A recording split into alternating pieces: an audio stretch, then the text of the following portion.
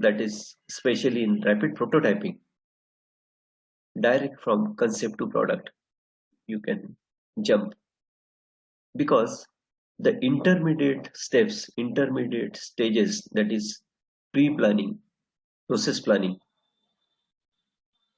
Process planning is totally absent.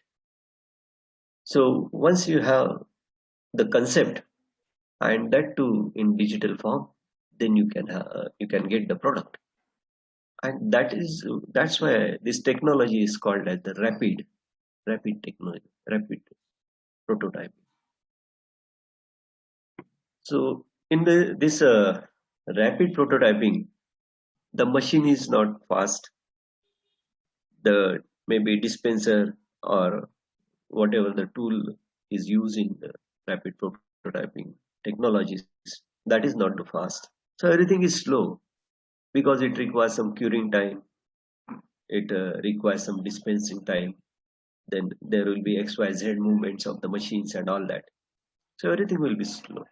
But technology is rapid because the intermediate stages are removed in these rapid prototyping, rapid technologies. Now, when to prefer this rapid prototyping? Because when the patented technologies were introduced uh, in 1995, 96, uh, almost you can say 25 years have gone. The technology were these technologies, because it is a group of technologies, it was very costly. So where to prefer? And as such, I just mention that the rapid prototyping process itself is slow. So when to use such a the technology which is costly, the technology which is slow, where to use the single unique item or small number of copies needed. I've shown you some diagrams, the images, three images in conceptualization slide. So the shapes were such that you cannot fabricate those items by using any technology. By using any technology, the items, if cannot be fabricated, then we can use this technology, the single and unique item or very small number of copies.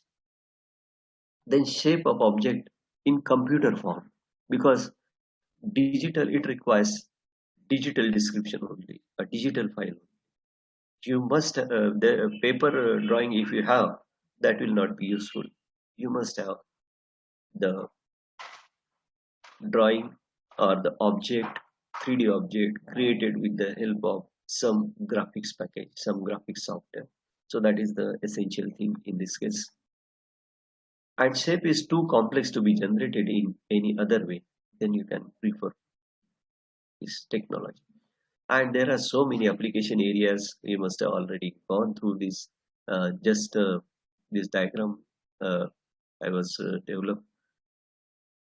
Rapid prototyping can be used in various applications like concept modeling, the functional testing, the analysis, the manufacturing, and then you can have a product design, sculpture design, surgery pre-planning, stress and strain analysis, then mechanical testing, thermal analysis, performance testing, form fit testing, manufacturing, manufacturability testing, products, masterpieces, components of assembly, and all that. So these are uh, apart from this surgery pre-planning. Nowadays bioplotters are available, and then you can uh, use this technology for medical purpose, organ building, and all that. So many applications are there, and one can work in any application. So rapid tooling. So what is this rapid tooling? So rapid tooling refers to mold cavities that are either directly or indirectly fabricated using rapid prototyping technique. Especially my discussion will be uh, for foundry applications. So rapid tooling refers to mold cavities that are either directly or indirectly fabricated using rapid prototyping techniques. Now there are soft tooling and hard tooling. What are those? We'll see. Hard tooling patterns are fabricated by machining the tool steel or aluminum into negative shape of the desired components. So in broad sense, tooling means any component which is required to manufacture the product. So you can call machine as the tooling, but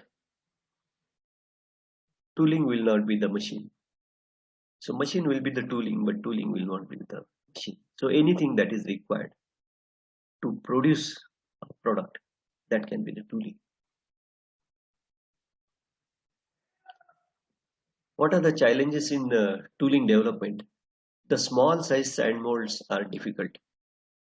If you see the casting industry, if you visit the casting industry, you'll find that the castings are of the big sizes.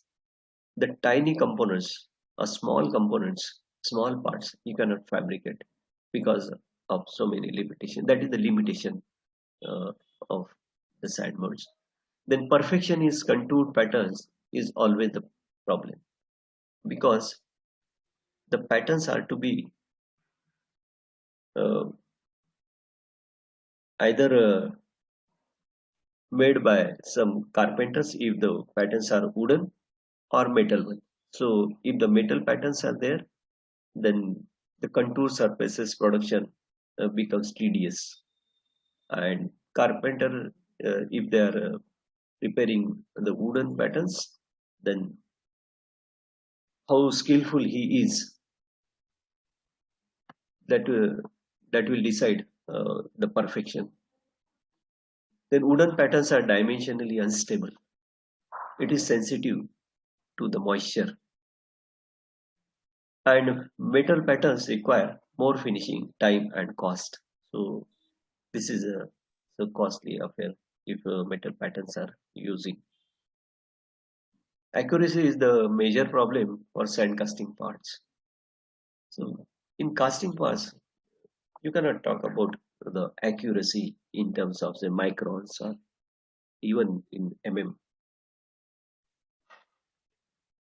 Then cores and core prints are separately prepared and assembled. This is also the practice. Then lead time for producing patterns is considerably high, because you have to order, and then the company who is producing, who is providing, they will take their own time, and lead time will be more, of course. Metal patterns are heavy, and wooden patterns, being delicate, both required to be handled carefully. So these are all the practical difficulties, all the challenges in development of the tool, as far as this conventional practices are considered. So scope for rapid tooling. So following industries have wide scope for use of rapid tooling. So sandcast industry, then investment casting, plastic molding, and end products. End products means the products can be directly put into use. So those are the end products. So direct and indirect rapid prototype tooling. So how one can use this 3D printed tooling or rapid prototype tooling? In various ways you can use this technology for development of the tooling. First is the basic patterns using rapid prototyping. Now here I am using the term rapid prototyping, and nowadays people are using the 3D printing. So it is one and the same now. So basic patterns using, you can consider using 3D printing every time. So basic patterns, then master patterns, again using 3D printing, then metal dies, plastic dies, and fixtures. So this is the scope, you can say. So when the tooling are used in the industries, the tooling can be direct or tooling can be indirect. Indirect means you can use the tool to produce the further components, you can say. So basic patterns can be manufactured, master pattern can be manufactured, metal dies can be manufactured, plastic dies can be manufactured, and fixtures can be manufactured. Steps in rapid tooling development with sand casting. This is the one of the diagram which I prepared, uh, in which the 3D scan model of the part, then concept or 2D drawings of the part, and part reverse engineering data, uh, that can be used as the input, and by using this you can use some uh, solid modeling software, solid modeling package, and you can import that data, and you can again, if you want, make some modifications and all that. And further processes, I'll explain when we'll see some examples.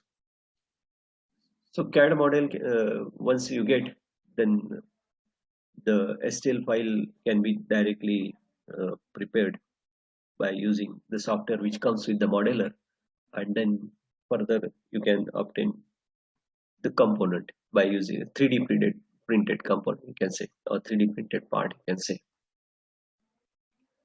The first application we'll discuss here, that is the pattern making for sand casting using RP. The very first step, we get the industrial drawings for the components, and by using the industrial drawings, we obtain the CAD model for that particular drawing, uh, by referring the dimensions and all that. So these are two examples I will quote here. So this is the top of one component, selected component, and this is the bottom side of that, and this is the second component. So this is the solid model which is represented in this group of diagrams. And for that component, which is one of the flange and one is the beater cap, the metal patterns are shown here. This is the metal pattern uh, which is conventionally used in the industry, and this is for the another component. And these are the wooden patterns. So this is the wooden patterns uh, which were used for the similar component. So one is the metal pattern, one is the wooden pattern. So can we go for 3D printed patterns, which is made up of, say, plastic material, ABS plastic in fused deposition modeling, for example. So I tried for this. This is the ABS pattern of similar dimensions, the top side of that pattern and then bottom side of that pattern, and this is the second pattern. And some dimensions which are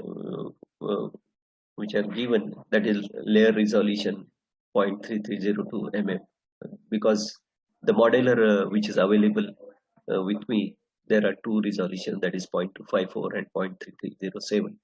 And since the application is the casting, you can design whether how much accuracy you want and how much stair stepping effect you want, what surface quality you want.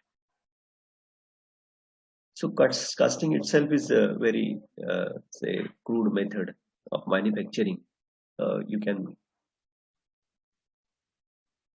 select your layer resolution, and then part interior style solid and support style is sparse, because you have to remove the support material. So that's why. Now by using these plastic patterns, the ABS patterns, I'll say. So sand molds were obtained by using the green sand, and the cope and drag parts are shown here. And you can see in this image what is the surface quality. It is definitely better. And then pouring was done, and we got the output product here, and this shows the metal components produced out of the plastic patterns. So this is the first application in which the 3D printing technology was used, and the metal or wood pattern was replaced by this ABS pattern. And you can see here the finishing and all that.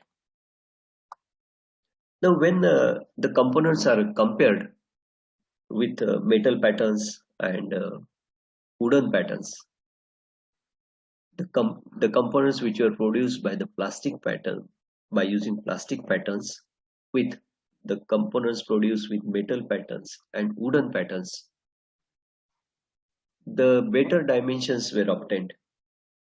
That is because of the non-adhesive property of the plastic as compared to a metal and wood, and dimensionally stable whatever may be the season, and they are lighter in handling. They can be stored very easily.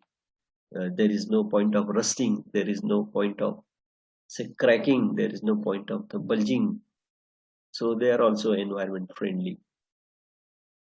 So in metal and wooden patterns, the parts produced with metal and wooden patterns, the surface qualities, the cavities, the curvatures, those were poor as compared to the components produced by using these ABS patterns.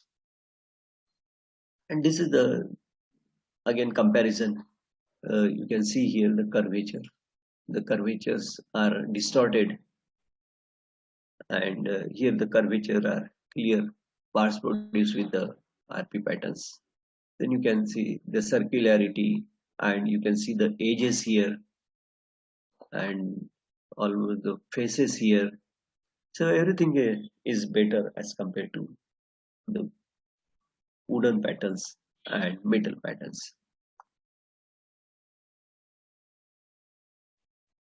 So first example, that was the use of this 3D printing technology for development of the tooling, which was the pattern. The second example I'll quote here, that is development of the master pattern for sand casting using rapid prototyping. Again, these three stages, these initial stages are same. That is, if you have the solid model, if you have the component drawing in digital form, then that can be direct exported to the pre-processing software which comes with any modeler which is available with you. You may be using any technology, and then pre-processing is required. Then toolpath generation will be made there, and then the pattern can be produced. Now, in this second example, the 3D printing technology is used to produce a component, which here I'm talking as the ABS pattern again, but this is the master pattern. This is the master pattern because this will produce more patterns. So that's why it is called as the master pattern. Now, as far as this 3D printing technology is concerned, and when we talk about the plastic material, that is ABS material, and when the component is built by using this ABS material, layer by layer, it there will be the porosity because you are selecting some layer thickness, that is 0.33 uh, or 0.254 mm, and if you dip this into some chemical, the chemical will entrap inside that, and if you want something replica of it, if you want some sand molds out of it, the finishing will not be that good. To get a better finish of the product, here graphite painting on this basic ABS pattern was obtained. The graphite painting, this is the paint available in the foundries. And by applying that to get a better surface finish of this sand mold or sand pattern,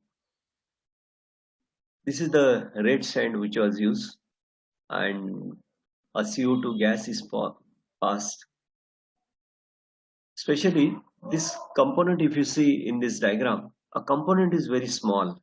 This is the crank, you can say, and component is very small because wall thickness, you can see here, wall thickness is very small. Then curvature, this hole size is very small. And initially, in as far as sand casting is concerned, such a components are not possible to fabricate with casting process. That is the limitation. But with the help of this 3D printing technology, now that is possible. And you can see the accuracy here, the surface finish here, that is better. So the preparation of sand molds in CO2 for small parts is difficult. This shows that here CO2 is passed through this mold to make it hard. But when we try to remove the pattern, so initially the surface of this ABS pattern was rough. To make it say smooth, the graphite paint is it was painted with the graphite paint. But still, while removing the pattern, uh, the wall of this circle, it was collapsed because mold become too hard after passing this CO2 gas, and thin walls can collapse. Why this collapse? Because the height is more in this case, and if the height is lower, then this may not collapse. But you cannot say that my component will be of this size or this shape.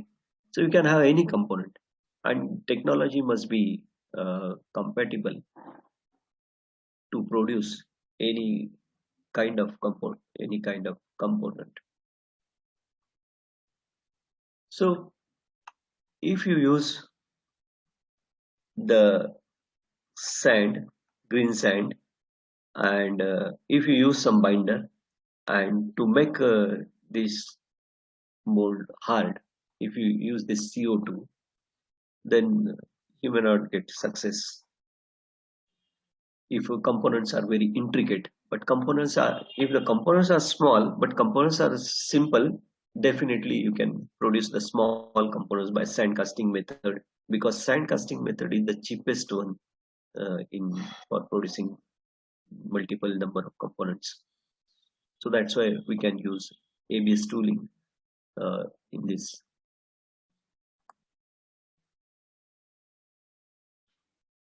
The second attempt, again green sand mold was taken, and it was painted with the graphite paint, and by burning this graphite paint, the hard mold obtained. And this time the attempt was successful by using this ABS pattern. A small this mold we can get.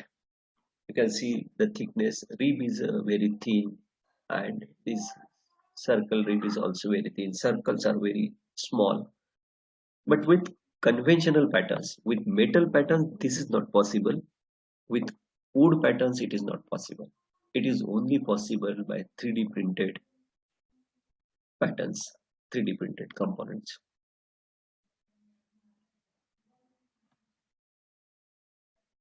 And this is the casting which is obtained by pouring the molten metal. And you can see here at least the geometry, the concentricity, the flatness, the curves, and these edges. These are very sharp. And with conventional method, you can get in sandcast industry by using either metal or wood patterns. Then shot blasting operation is there to make it more uh, smoother and all that. And some grinding operation is required to remove some unwanted burrs and all that. The third example is metal die making for. So what was the use of this? Say for example, what are the use of it to make more number of components? You can have say sand molds and then the number of components you can have. So that's why it was called as the master pattern.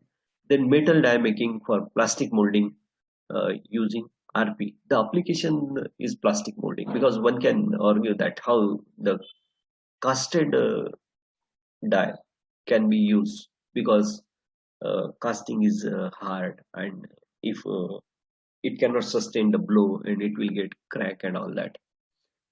But in plastic molding, there is no blow as such and uh, impact you can say. So metal die making for plastic molding using RP